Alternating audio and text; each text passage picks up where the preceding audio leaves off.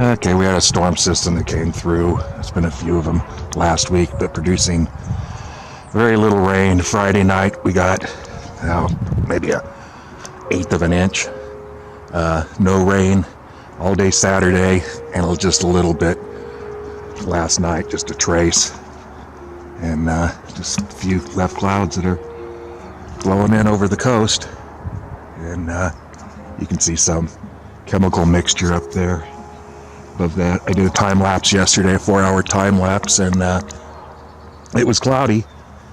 And you could see the chemical clouds above the natural clouds.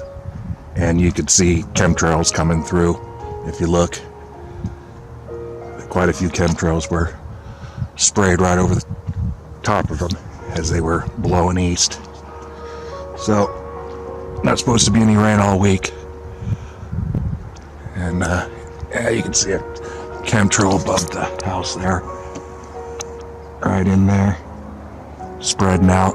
That was a chemtrail laid. You can see it all the way above those houses there. Faint trace of it. Right up there. Through there. So, they're still spraying the chemicals over San Diego.